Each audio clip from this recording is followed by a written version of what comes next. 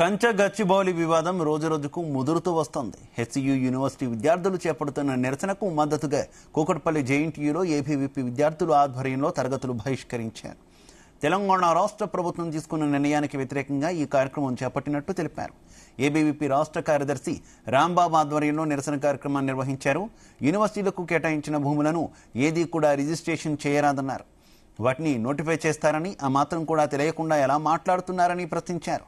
ఈ భూముల వ్యవహారానికి సంబంధించి రాష్ట్ర ప్రభుత్వం వెనక్కి తగ్గాలంటూ డిమాండ్ చేశారు. విద్యార్థులపైన లాఠీచార్జ్ చేస్తూ ఇబ్బందులకు గురి చేస్తున్నారని మండిపడ్డారు. ఇద్దరిని జైల్లో పెట్టడం జరిగింది. అనేక మంది మీద అక్రమ కేసులు బనాయించి జైలుకు పంపించే ప్రయత్నం చేస్తున్నారు విద్యార్థులు. తెలంగాణ అసెంబ్లీలో ప్రజాస్వామ్య దేవుడైనటువంటి తెలంగాణ అసెంబ్లీలో నిండు సభలో ఈ real estate broker Revanth Reddy మాట్లాడుతూ ఏమంటున్నాడు, అక్కడ ఉన్నటువంటి కొంత పేడ్ బ్యాచ్ ఒక ఉద్యమాన్ని నడిపిస్తున్నది, గోతికాడి నక్కల్లో ఉండు, అక్కడ ఉన్న భూమిని యాక్షన్ చేయకుండా అక్కడ అంటే ఈ ఉద్యమాన్ని నడిపిస్తున్నాడని చెప్పేసి మాట్లాడుతున్నాడు. రేవంత్ రెడ్డి ఏమైనా యూనివర్సిటీలో చదివిండా? రేవంత్ రెడ్డి ఏమైనా మిగతా మంచి మంచి కాలేజీలో చదివిండా? ఈ రియల్ ఎస్టేట్ బ్రోకర్ గా ఉంటూ రియల్ ఎస్టేట్ వ్యాపారం చేస్తూ పైసలు దండుకొని రాజకీయం చేసింది తప్పిస్తే యూనివర్సిటీలో చదువుతున్నటువంటి విద్యార్థులకు యూనివర్సిటీకి ఉన్నటువంటి అనుబంధం ఏం తెలుస్తుంది ఆయనకు? ఆ అనుబంధం తెలియదు కాబట్టి విద్యార్థులు గోతికాడి నక్కలని చెప్పేసి సంబోధించడం జరుగుతుంది. విద్యార్థులు ఏం మాట్లాడిండు? అక్కడ ఎలాంటి పులులు లేవు, జింకలు లేవు, ఎలాంటి వన్యప్రాణులు లేవు, ఎలాంటి వృక్ష సంపద లేదని చెప్పేసి మాట్లాడుతున్నాడు కదా. మరి మొన్న ఈ 3 రోజులు సెలవులు ఉన్నాయి. విద్యార్థులు ఎవరు ఉన్నారు? ఎవరైనా లీగల్ బయటకు వెళ్లాలన్నా కోర్టులన్నీ మూసేసి ఉంటాయి కాబట్టి ఈ నైట్ బుల్డోజర్ తీసుకుపోయి అక్కడ యాక్షన్ చేద్దామని చెప్పేసి వాళ్ళు పోయిన రోజు నైట్ లైట్లు వేసుకొని బుల్డోజ్ చేస్తూ ఉంటే నెమళ్ళ ఆర్తనాలు మనం విన్నాం కదా. అక్కడ ఉన్న జింకలు పారిపోవడం మనం చూస్తాం కదా.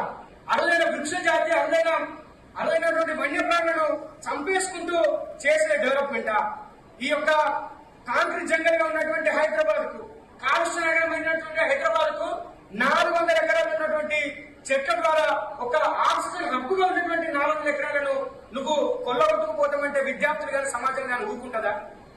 నువ్వు సమాధానం చెప్పాలి. అక్కడ గచ్చిబౌలిలో, గోపన్పల్లిలో నీకు కన్నుబడ్డది కాబట్టి అక్కడ ఇంతకుముందు నువ్వు రియల్ ఎస్టేట్ వ్యాపారం చేసినావు కాబట్టి 1,00,000 కోట్లు సమకూర్చుకోవడం కోసం నీ ప్రభుత్వానికి ఈ 400 ఎకరాల భూమిని నువ్వు నీ అన్యాయంగా కట్టుబెట్టడం కోసమే కదా ఇలాంటి ఇంత వ్యతిరేకత మూడ కట్టుకున్నప్పటికీ కూడా నువ్వు ముందుకెళ్తున్నావు. మీడియా మిత్రులకు నమస్కారం. మాచల రాంబాబు, ఏబీపీ రాష్ట్ర కార్యదర్శి. గత 4 రోజులుగా హైదరాబాద్ సెంట్రల్ యూనివర్సిటీలో ప్రభుత్వం చేస్తున్నటువంటి వికృత క్రీడకు నిరసనగా, విధ్వంస కాండకు నిరసనగా, అక్కడ ఉన్నటువంటి విద్యార్థులు చేస్తున్నటువంటి ఉద్యమానికి మద్దతుగా ఈరోజు అఖిల భారతీయ విద్యార్థి పరిషత్ తెలంగాణ రాష్ట్ర శాఖ ఆధ్వర్యంలో రాష్ట్ర వ్యాప్తంగా ఉన్నటువంటి అన్ని యూనివర్సిటీల్లో తరగతుల బహిష్కరణ చేయాలని పిలుపునివ్వడం జరిగింది. అందులో భాగంగా జేఎన్టీయూ హైదరాబాద్ క్యాంపస్లో తరగతుల బహిష్కరణ చేసి విజయవంతం చేయడం జరిగింది.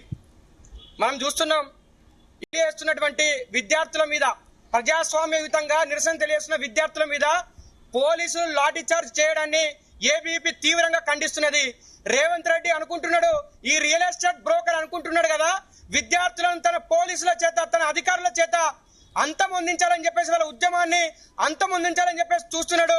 నీ తాటాకు చప్పులకు, ఉడత ఊపులకు, నీ నిర్ద్వంద కాండకు విద్యార్థి సమాజం భయపడదు. విద్యార్థి సమాజం ఏదైనా అనుకున్నదంటే దానిలో విజయం సాధించే వరకు కూడా కొట్లాడతాయని చెప్పేసి ఈ సందర్భంగా ఈ రాష్ట్ర ప్రభుత్వాన్ని హెచ్చరిస్తున్నాం.